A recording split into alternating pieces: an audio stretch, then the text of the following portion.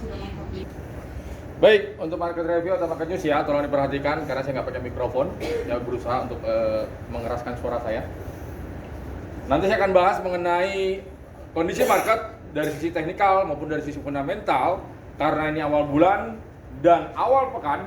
Saya akan informasikan ke teman-teman range minggu lalu dan range bulan lalu, ya, dari sisi teknikal. Dan kira-kira peluang ke arah mana pergerakan gold, ya. Oke, yang pertama, kondisi dari dolar Amerika atau greenback. Sebenarnya kalau kalian perhatikan, dolar Amerika masih stabil dia. Stabil dalam apa? Stabil di posisi penguatannya, di level tertingginya. Karena apa? Kita tahu, pada kemarin, pada saat Jumat Agung, itu akan ada rilis data Core PCE Price Index, ya. Dan sebelumnya ada rilis data jobless claim. Overall, secara keseluruhan, beberapa rilis data ekonomi Amerika kecenderungannya adalah positif. Ini yang mendukung kenapa dolar Amerika masih stabil berada di level tertingginya, ya. Ini kita bisa lihat juga dari indeks dolarnya atau DXY. Kemarin berada di level 104.40. Pagi ini melonjak dia ke level 104.50. Sekitar 10 poin untuk pergerakan indeks dolarnya, ya. Seperti itu. Oke. Yang perlu diperhatikan, meskipun pergerakan dolar masih dibayangi yang namanya ekspektasi bahwa di tahun ini akan ada 3 kali pemangkasan tingkat suku bunga The Fed. Diprediksi akan sebesar 0,25% atau 25 basis poin hingga akhir tahun 2024. Dan banyak para pelaku pasar memprediksi The Fed akan mulai memangkas pada bulan Juni nanti, seperti itu. Ini yang membuat dolar tidak terlalu tinggi penguatannya, ya. Oke. Sekarang tinggal kita hubungkan terhadap pergerakan market. Yang pertama terhadap gold, emas, ya. Emas tadi dibuka open gap up. Pada hari Kamis kemarin saya informasikan ke teman-teman, hati-hati karena hari Jumat libur, rilis data Core PCE.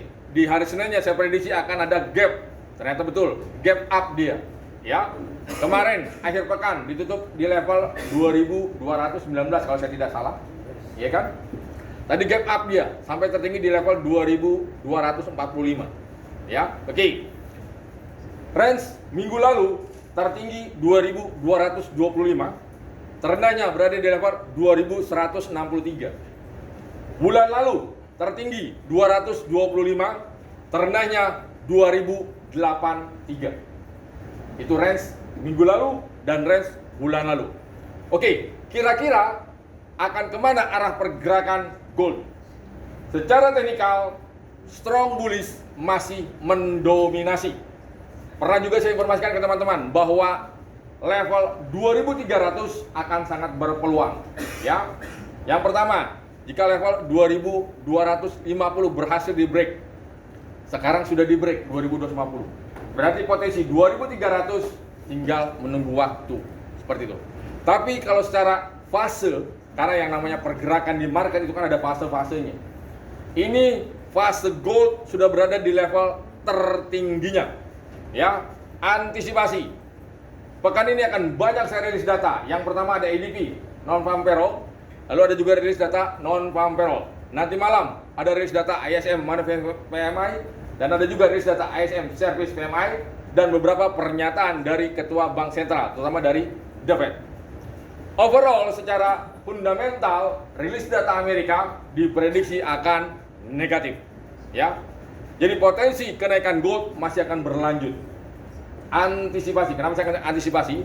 Bisa saja di pekan ini ada hal yang tidak terduga. Kenapa saya katakan seperti itu?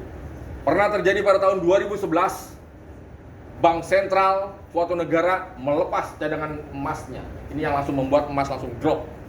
Pada saat itu harga emas masih strong bullish. Tapi begitulah suatu saat langsung anjlok dia. Jadi antisipasi. Saya katakan tadi, hal yang tidak bisa diprediksi bisa terjadi di pekan ini. Karena kenapa yang saya katakan, fase gold sudah berada di level tertingginya, ya. Jadi nggak usah kaget apabila nanti penurunannya atau junamnya sangat dalam. Dalam satu hari pergerakan bisa lebih dari 100, bahkan bisa lebih dari 150 poin untuk pergerakan gold. Jika hal yang tadi saya katakan terjadi, ya. Oke. Lalu kalau secara teknikal, potensi kenaikan akan mana Pak? Dia akan menuju ke level 2275 sampai tadi saya katakan 2300 untuk pergerakan gold. Secara fundamental masih wait and see yang tadi saya katakan, ada ADP dan ada non-farm payroll. Ya. Oke. Itu untuk pergerakan gold. Kalau turun bagaimana Pak? Kalau turun dia masih terbatas. Karena apa? Wait and see. Akan rilis data non-farm payroll. Ya. Kalau saya prediksi paling jauh penurunan hanya ke level 2200. Itu paling jauh untuk pergerakan hari ini. Karena nanti malam ada rilis data ISM Manufacturing PMI, ya. Itu dari sisi teknikal, dari sisi fundamental, serta peluang akan kemana arah pergerakan gold. Oke, sekarang kita coba beralih ke minyak. Harga minyak melonjak dia. Karena apa? Kita tahu OPEC masih berencana akan memangkas pasokannya sebesar 2,5 juta barel per hari. Dan akan diperpanjang hingga kapan? Hingga akhir tahun 2024. Di satu sisi, permintaan sudah mulai meningkat. Ditambah lagi kita tahu gejolak militer ya antara Hamas dan Israel yang di Dewan Keamanan PBB sudah menyerukan yang namanya gencatan senjata. Ditambah lagi Houthi masih melakukan penyerangan yang ada di Laut Merah. Jadi gejolak politik dan gejolak militer ini yang masih berpotensi akan melonjakkan harga minyak seperti itu. Ya. Oke. Lalu kita coba beralih ke forex major rate, euro, pound sterling, Aussie serta yen. Aussie bergerak naik dia. Karena apa? Kemarin ada rilis data Cina, manufacturing PMI dan non manufacturing PMI. Itu dirilisnya positif. Ini yang langsung menguatkan pergerakan Aussie. Ya. Euro dan pound sterling. Euro, ada dua pejabat Bank Sentral Eropa yang memprediksi bahwa bisa saja Bank Sentral Eropa akan mulai memangkas tingkat suku bunganya sebelum The Fed. Ini yang dinilai dovish, ini yang menekan pergerakan euro. Pound sterling juga sama, senasib dengan euro, mengalami pelemahan. Karena apa? Para pelaku pasar melihat bahwa kondisi ekonomi Inggris masih belum baik-baik saja. Karena apa? Kita tahu sebelumnya Inggris diprediksi akan masuk yang namanya resesi. Ya, meskipun beberapa rilis data ekonomi Inggris sudah dinilai positif.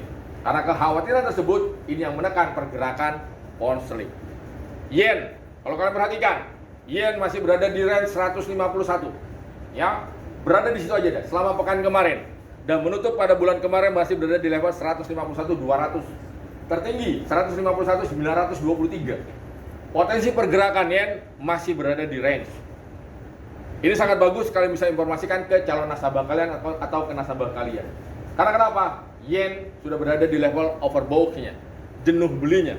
Jadi potensi penguatan yen sangat terbuka lebar. Ya, oke. Itu untuk major rate. Sekarang kita coba beralih ke indeks saham. Indeks saham Amerika menutup akhir pekan kemarin naik sangat tipis, ya. Dow Jones ditutup naik 0,4%, S&P ditutup naik 0,7%, dan Nasdaq ditutup naik 0,5%. Karena apa? Para pelaku pasar masih wait and see akan rilis data high impact di pekan ini. Nikkei dan Hang Seng bergerak naik karena apa? Yang tadi saya katakan, rilis data Cina pada akhir pekan kemarin yang bagus, ini yang mendorong kenaikan Hang Seng. Tapi kenaikan Hang Seng terbatas. Karena secara teknikal, potensi penurunan Hang Seng masih terbuka lebar.